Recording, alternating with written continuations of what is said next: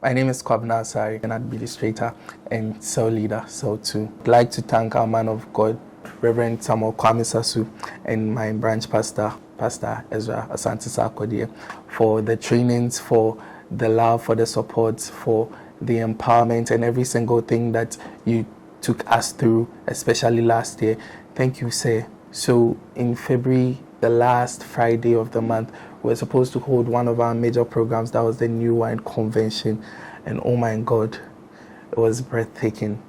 Every single part of it, from the organization to the day itself, to the testimonies that came out of it, and every single thing, it was so amazing and overwhelming. So I remember when we started looking for a location and all that, it was quite a hurdle, but then by the grace of God, we got a perfect location. And then the prayers that went into it, it was, words cannot describe it, because it was one thing that was so powerful. Consistent prayers, long hours of prayers, with cell leaders, with pastors, and with even the members. It was so amazing. And then through it all, there were various outreaches. I remember outreaches at GCTU, at various areas like La Paz, Akwetiman, Achimota. So New Wine Convention happened, and then we saw a lot of miracles, a lot of testimonies, the healings. I remember one person I came with, she had an issue with the eye, and so she was in glasses and all. She couldn't, I think, long-sighted, I believe. And she came in during the worship session. She was all over the place, broken down in tears and all that.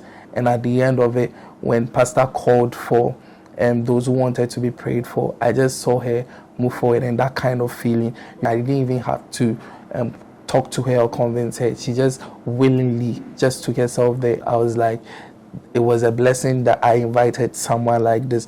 And so at the end of the program, we went back to campus, and then she was sharing her testimony with me of how she stopped using the glasses, and she even wanted to throw it out. And that was an amazing testimony. I also remember testimony from our colleague from GCTU. She also had a chronic ulcer, and it was a persistent thing. So it had been there for a long time, and she wasn't able to take care of it. Doctors, medications, and all that had come in the picture, but it was still a persistent issue.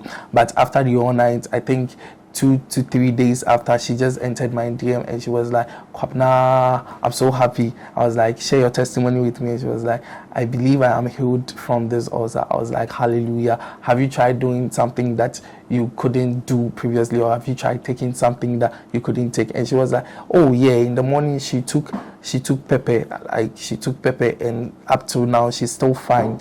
There's nothing wrong with her and all that." I was like, "Wow, that's great." And then there was also one lady, when we were worshiping, she just broke down in tears. None of us knew her problem actually, and at the end we found out that she also had a chronic condition, and she gave a testimony of how she was healed from that. There were various miracles, various testimonies, and it was an amazing night. And that was how we started our year 2023, February, the last Friday.